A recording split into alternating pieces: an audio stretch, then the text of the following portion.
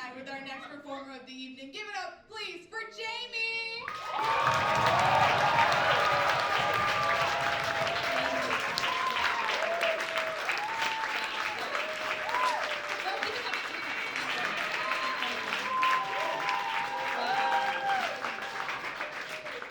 I swear to God, the applause fuels my ego like a Monsters, Inc. tank. That's just really good for me. My whole life, I dreamed of being on TV, and I still do. I dream of my name in lights. I dream of walking down a red carpet. I need fame, I need fortune. I really like the stereotypical aspects of being a celebrity.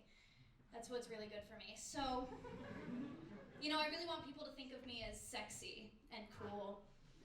I want people to think of me as seductive and clever and really personable too. I like having a whole little range of it. But guys, when COVID hit in 2020, I was goddamn desperate. I was goddamn desperate for the attention that I knew I needed and the attention that I knew I deserved. Don't look at me like that. I didn't do porn. I swear to God. But I did try out for Lego Masters. I tried out for Lego Masters. Don't look at me like that. I can build Lego. I know you don't think I can. I can build Lego. Not just the Lego Friends sets. Maybe just the Lego Friends sets. But I wanted to try out for the show. And if you don't know what Lego Masters is, it's the sexiest show of all time. It is hosted by Will Arnett. It's a reality competition series, and the best Lego builders in the world compete for $100,000. I wanted that $100,000. But you know what, guys? I'm really sorry. I've been lying to you. I have. I know I'm like a minute in, and I'm already spewing lies left and right. I have to be honest. I've never touched a Lego brick in my life. But don't worry, this didn't stop me from sending in an application to the show and getting much further into the casting process than I should have. Yeah, I know. You. Yeah, no, you. You look like you build Lego.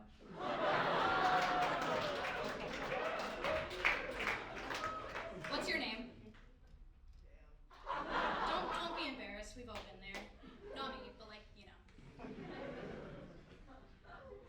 You look like you've built the Death Star at least 50 times. He's shaking his head no. He knows it's true. When I imagine the basement of your mom's house that you'll be living in for the next 10 to 15 years, I see Apollo 11. I do. I see Hogwarts, and you know what, Cam? I see tears. I see tears. But I'm not lying. I applied to the show, Cam. I know he's jealous. I applied to the show. I did. But the show, you need a pair. You need a partner. And so I called up my childhood best friend. She has about the same Lego knowledge that I do. So I call her up, and I'm like, this could be our big break. And she's like, yeah, I'm fucking in. And no hesitation whatsoever. She's like, this is gonna be my big break. We're gonna fucking do this. So she hangs up the phone, and I'm like, all right, we're gonna do this. But for the show, you need a sob story. Even this stupid fucking show, you need a sob story. So I have to sell a story. I really have to pitch myself to this, panel of Lego enthusiasts. And so I set up the story of how when my best friend Kate moved away when I was 8 years old, I didn't know what to do with myself.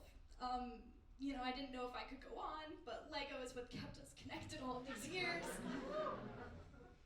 When I was diagnosed with, I'm going to hell. I'm going to hell. There's no way I'm not burning at the stake the second that I can. But this was, I have to tell you, this was March, April 2020. So this was about 2 years ago. So the last thing I expected was a phone call in 2022 from a casting director of the show. This is fresh fucking news.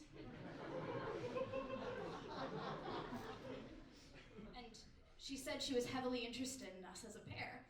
And our said list of extensive Lego knowledge. Yeah, I told her I have a said list of extensive Lego knowledge that I'm now gonna have to prove to her. But unfortunately, this was the time where I had to tell my family what I had done. Because they knew none of this. This was all a little lie to them. mom, she suffers from something very serious. She suffers from a really severe case of Catholic guilt. So she was really upset. She didn't like that I lied, even though the casting director quite literally loved all the lies I was telling. My dad also suffers with something very serious. You know, he suffers with I can't believe how stupid my kid is syndrome. And so he's laughing and he's having a ball, but guess what, guys? I'm not gonna back down. Do you think I'm gonna back down, Cam? I'm not gonna fucking back down. He's so jealous, guys, that I got this far in the process. It's insane. You're a good sport. I'm sorry. He's like cowardly looking over his seat. But yeah, I couldn't back down. So after I get the call, I call up Kate. She does live far away. I had to fly her out into Maryland where I live so that we could do this. But I call her up on the phone. I'm like, you're still in, right? This is a really big deal. She's like, yeah, I'm fucking in again. This is gonna be our big break. So she hangs up the phone.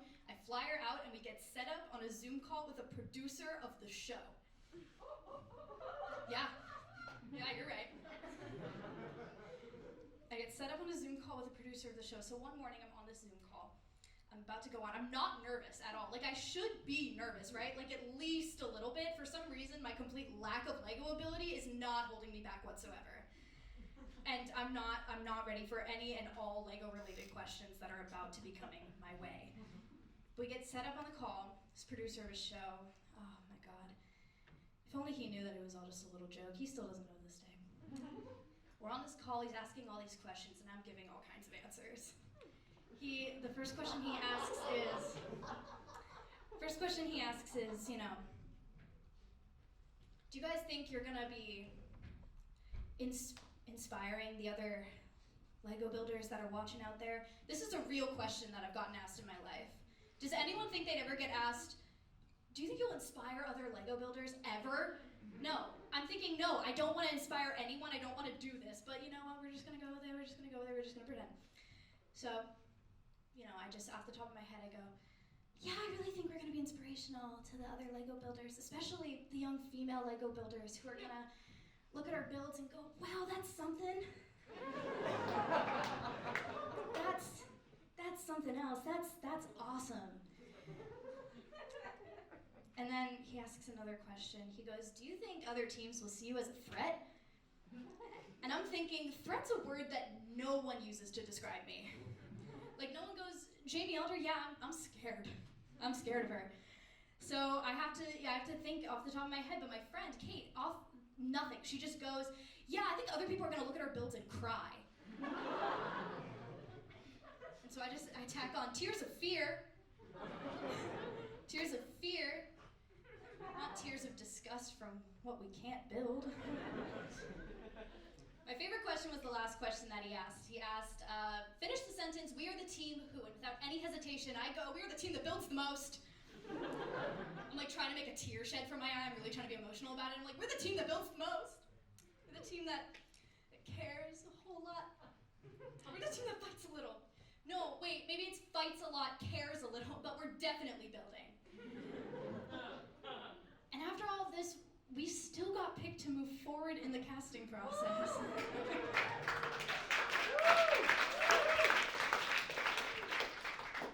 But guys, I had to turn down the offer.